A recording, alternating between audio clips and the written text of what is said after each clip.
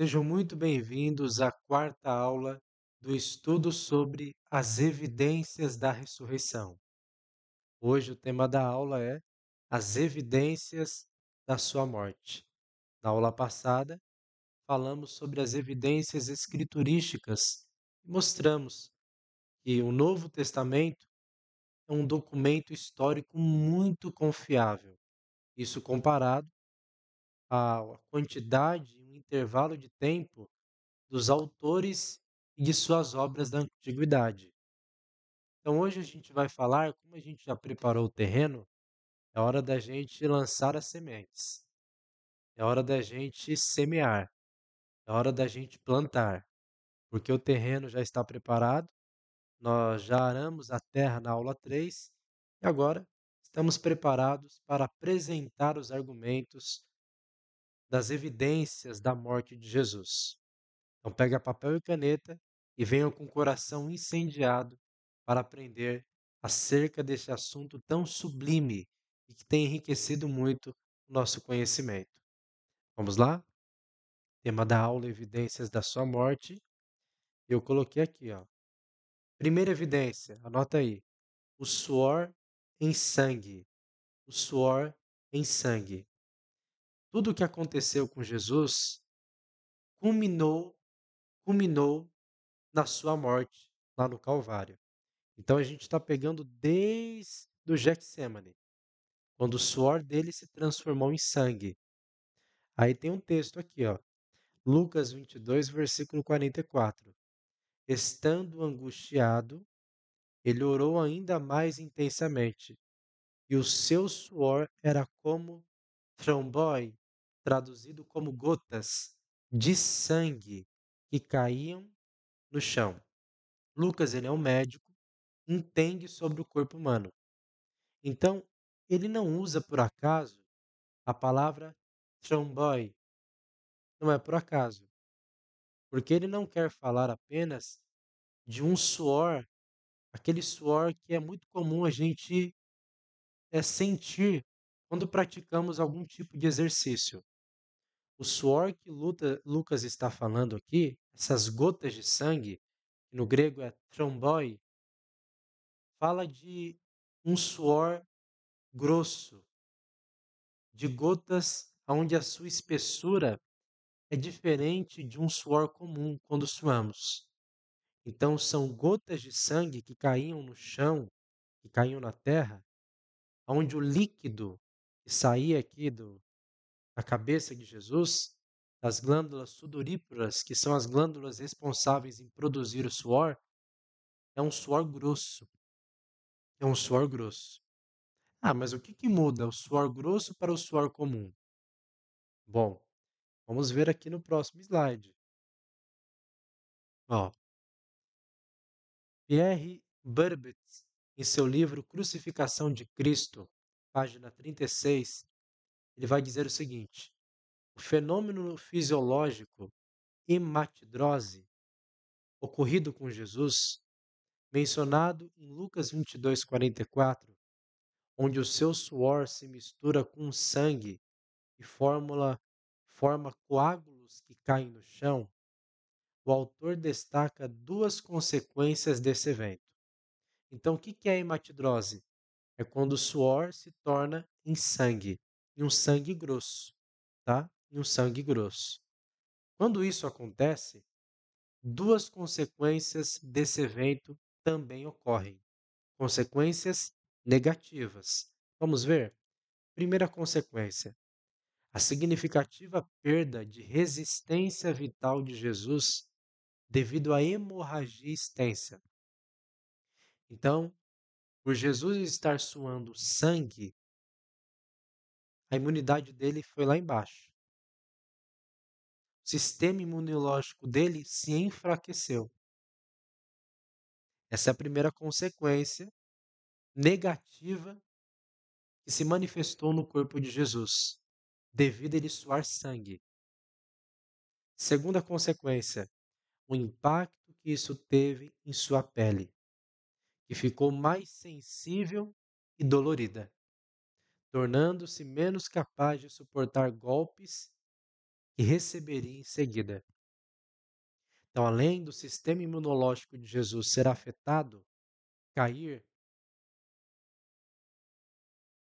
a pele de Jesus sofreu também. A pele de Jesus ficou mais sensível e dolorida. Significa que quando Jesus ele sofreu os golpes dos soldados e dos fariseus, dos sacerdotes do templo, ele sentiu mais dor, ele sofreu mais. Então essa é a primeira evidência da morte de Jesus, tá? Vamos lá. Segunda evidência, os ferimentos. Anota aí, os ferimentos. João 19, do versículo 1 a 2. Então, Pilatos mandou açoitar Jesus. Os soldados teceram uma coroa de espinhos e a colocaram na cabeça dele. Também o vestiram com um manto púrpura.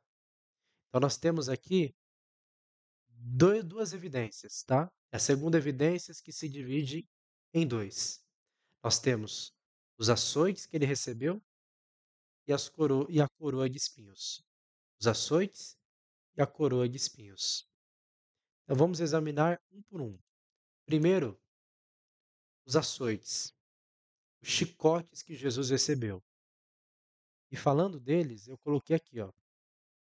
Foi utilizado um açoite romano, que era um chicote com 3 tiras de couro que possuíam pedaços de ossos ou de metais em suas extremidades, e que rasgavam a carne dos músculos que cobriam o esqueleto da vítima, preparando o cenário para o choque circulatório. E aqui eu coloquei esse chicote, esse flagelo, que é assim que os romanos se referiam ao chicote da época, flagelo. E aqui você tem aqui a correia de couro, como mencionado no texto. Nós temos aqui na parte de baixo, ó, na parte de baixo, nós temos as bolas metálicas e na parte de cima nós temos os ossos, ossos de animais. Olha isso aqui. Então, cada chicotada que Jesus ele tomou, a pele dele era arrancada. E os ossos e os órgãos eram visíveis, porque pela pele ser arrancada, dava-se para ver os ossos e os órgãos daquele que estava sendo açoitado, daquele que estava recebendo os flagelos. Então Jesus, ele está recebendo os flagelos, as chicotadas, as chibatadas, e sentindo o dobro de dor que um criminoso, um culpado que receberia essa sentença, essa quantidade de chicotes, sentiria normalmente. Por quê? Porque ele suou sangue. Seu suor se transformou em gotas de sangue. Resistência vital caiu, a sua pele ficou mais sensível, dolorosa. Então ele está tomando chicotadas, está sentindo o dobro de dor do criminoso que também tomara antes dele ou depois dele. Vamos lá? Continuando. Depois nós temos a coroa de espinhos. Uma coroa feita com grandes espinhos foi pressionada contra o seu crânio para que fosse fixada em sua cabeça. Eu coloquei aqui uma imagem da coroa de espinhos. Aí, Frederick Sugby, em seu livro A Crucificação de Jesus, ele diz que os espinhos eram duros e afiados. E formava essa coroa de espinhos, formava uma espécie de touca de 70 espinhos. É isso mesmo, 70 espinhos. À medida que os espinhos eles entravam no crânio de Jesus, Jesus ele sentia dores similares à de uma queimação de um choque elétrico. À medida que Jesus mexia o seu corpo, os espinhos iam entrando mais ainda, iam penetrando mais ainda, e as dores aumentavam, sendo semelhantes a rompimento de veias, comparado a de um AVC. Então Jesus, ele suou sangue, sua imunidade caiu, a sua pele está mais sensível e dolorosa, ele tomou chicotadas, seus órgãos estão visíveis, seus ossos estão visíveis, sua pele está extremamente machucada e, para piorar, é colocado nele uma coroa de 70 espinhos. E essas são as dores que Jesus ele sofreu, comparado a uma queimação, a um choque elétrico, e ao rompimento de uma veia como de um AVC. Vamos continuar? Depois da coroa de espinhos, não parou não. Tem os pregos. João 20, versículo 25, é um texto pós-morte de Jesus. Jesus já havia ressuscitado, ele aparece para os discípulos. Só que quando ele aparece a primeira vez, Tomé não estava na casa. E aí os discípulos falam para Tomé que Jesus aparecera para eles. Aí eu coloquei aqui o texto, ó. Os outros discípulos lhe disseram: Vimos o Senhor. Ele, porém, lhes disse: Se eu não vir as marcas dos pregos nas suas mãos, e não colocar o dedo onde estavam os pregos, e não puser a mão no seu lado, não crerei. Ora, se Tomé falou que precisaria colocar as mãos onde estavam as marcas dos pregos, é porque soldados eles pregaram nas mãos de Jesus esses pregos. Então, os pregos é outra evidência da sua morte, ou melhor, que culminou na sua morte, que facilitou a sua morte. Vamos lá, vamos continuar sobre os pregos. Os pregos que foram utilizados para fixá-lo à cruz são extremamente grandes. Sabemos a partir dos restos mortais das vítimas da crucificação na Palestina que estes pregos tinham de 5 a 7 polegadas de comprimento, de 12 a 17 centímetros, ou de 12 a 18 centímetros. Como que eram esses pregos? Coloquei aqui uma imagem. Um prego pregado no calcanhar de um criminoso, de alguém que havia recebido a sentença de morte, a crucificação. Quem era crucificado tinha suas mãos e os seus pés pregados. Olha lá, o prego atravessado, ó, atravessado no calcanhar de uma das pessoas que foram crucificadas nos dias de Jesus. Eu vou colocar mais detalhes sobre essa informação, como também todas as informações que eu dou aqui na aula, no PDF. Então é importante você ler, tá bom? É muito importante você ler. Vamos lá? Depois nós temos a dor. A dor que Jesus sentiu ao receber esses pregos no seu corpo. Tem uma profecia de Isaías, no capítulo 53, versículo 3, onde Isaías vai dizer: Foi desprezado e rejeitado pelos homens, um homem de dores e experimentado no sofrimento. De fato, Jesus foi um homem de dores e foi muito experimentado no sofrimento, principalmente agora, onde ele vai receber os pregos em suas mãos e em seus pés. Lembrando que Jesus havia suado sangue, a imunidade havia caído, a pele estava sensível e mais dolorida, havia recebido chicotadas, os órgãos e os ossos estavam visíveis, havia recebido uma coroa de espinhos, 70 espinhos, e as dores que ele sentia quando os cravos aqui, quando os espinhos, melhor dizendo, eram colocados no seu crânio, eram comparados a um choque elétrico, a uma queimação, a veias do cérebro que rompidas quando a pessoa se tem um AVC. E agora ele recebeu pregos em seu corpo. E aí ele está sentindo uma dor. Será que era uma dor comum? Será que era uma simples dor?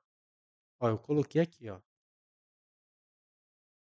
Pesquisas indicam que os pregos usados na crucificação não eram cravados nas palmas das mãos, como comumente imaginado, como a gente viu ali naquele filme Paixão de Cristo, do Mel Gibson, onde o autor ele recebeu ali, estava interpretando Jesus, os pregos nas mãos, nas palmas das mãos. Só que os pregos não eram nas palmas das mãos, porque se fosse nas palmas das mãos, ao ser levantado, o peso do corpo rasgaria a mão e o corpo do criminoso iria para frente. Então, se não era na palma das mãos, era onde? Eu coloquei, ó. Mas na região do punho entre os ossos. Aqui, ó. Aqui que era pregado os pregos, onde passa um nervo mediano. Ó, presta atenção. Quando atravessado, ó, quando o prego é atravessado aqui no punho, esse nervo provoca uma dor extrema, contínua e lancinante, semelhante à neuralgia do trigêmeo, conhecida como a pior dor que um ser humano pode experimentar. Jesus não apenas sentiu dor devido à sua condição física de suar sangue, receber chicotadas, coroas de espinhos, pregos, não. Jesus sentiu a pior dor do mundo.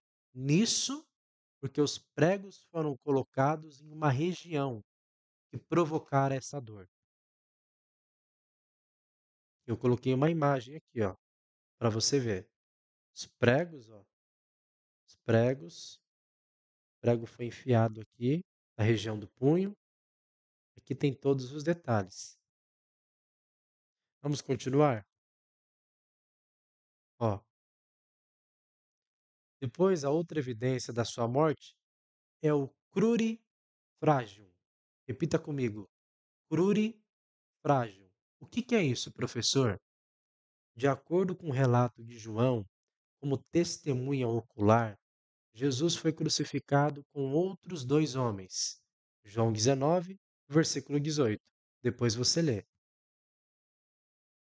As autoridades judaicas não queriam que os corpos que consideravam impuros permanecessem nas respectivas cruzes até o sábado que se aproximava. Então, os judeus eles não queriam que os criminosos permanecessem vivos de sexta para sábado. Eles queriam que os criminosos morressem na sexta.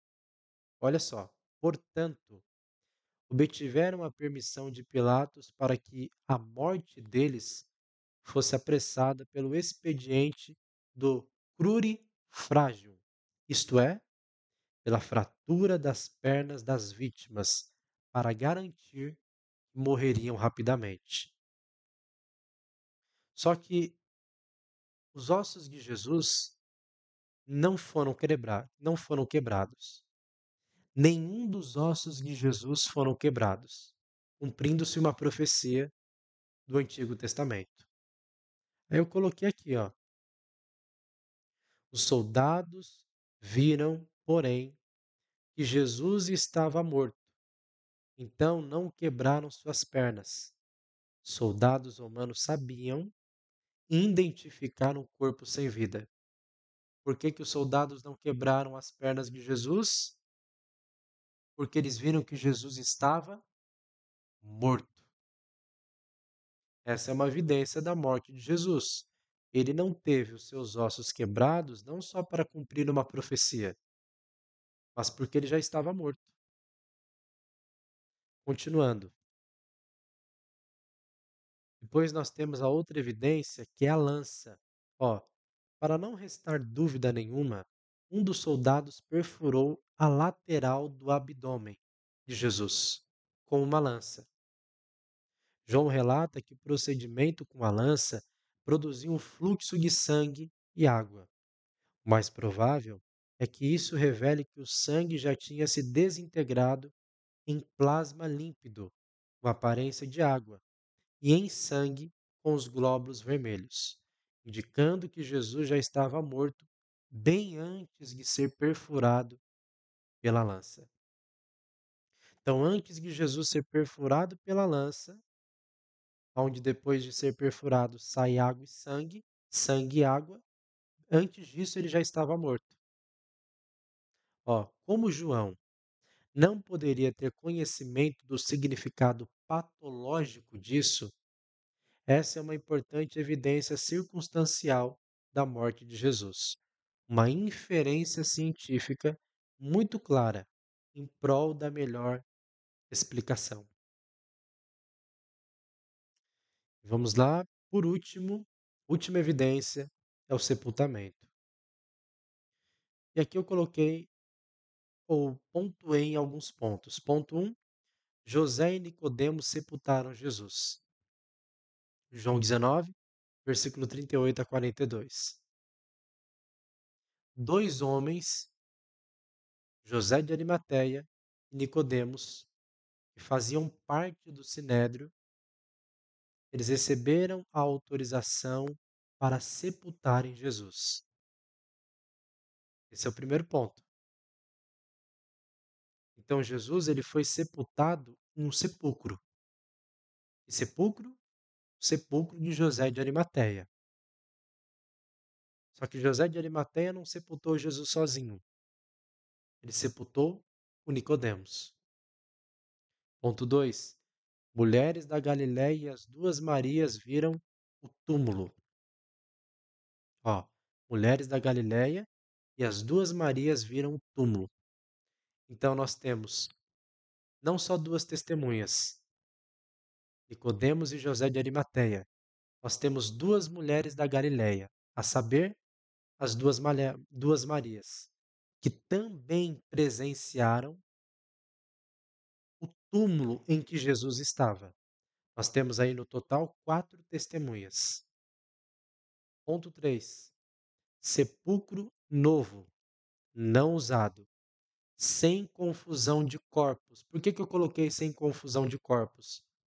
Porque Jesus não foi jogado em uma vala, onde muitos criminosos eram jogados. Porque se Jesus fosse jogado em uma vala, os céticos poderiam dizer: ah, o que garante que é o corpo de Jesus ali que ressuscitou? Ele foi jogado em um mutirão de corpos? Será que não é o outro corpo, não? Estão pegando para sepultar? O que garante que ele morreu e ressuscitou? Não. Jesus ele não foi jogado em uma vala. Jesus ele foi sepultado em um sepulcro novo, que nunca foi usado, corroborando para a identificação do corpo de Jesus, porque ele foi sepultado em um sepulcro novo e só ele estava lá. Só o corpo dele estava presente lá, facilitando a identificação do corpo. Ponto 4, coloquei aqui, ó. Linho mais 35 quilos de essências, honra e respeito. José de Arimateia e Nicodemos enfaixaram o corpo de Jesus com linho fino. Depois de enfaixarem, como costume cultural da época, eles embalsamaram o corpo dele com essências aromáticas. Eles faziam isso naquela época como sinal de honra e respeito. Então José de Arimateia e Nicodemos não estão acreditando que Jesus vai ressuscitar, mas eles sabem que Jesus morreu e estão prestando a última homenagem para Jesus, porque eles estão embalsando o corpo de Jesus com essências aromáticas, conforme o costume da época. Depois eu coloquei aqui, ó, quinto ponto, quinto ponto, garantia de Pilatos. Por que garantia de Pilatos? Pilatos só liberou o corpo de Jesus para José de Arimateia depois de certificar-se que Jesus havia morrido de fato. E quem disse isso, quem registrou isso, foi Marcos. Olha só, Marcos 15, do 44 a 45. Mas Pilatos admirou-se de que ele já tivesse morrido. E tendo chamado o centurião, perguntou-lhe se havia muito que morrera. Após certificar-se pela informação do comandante que ele havia morrido, cedeu o corpo a José. Essa é a última evidência dividida em 5 pontos. Espero que você tenha entendido, que você tenha anotado e que você tenha sido edificado.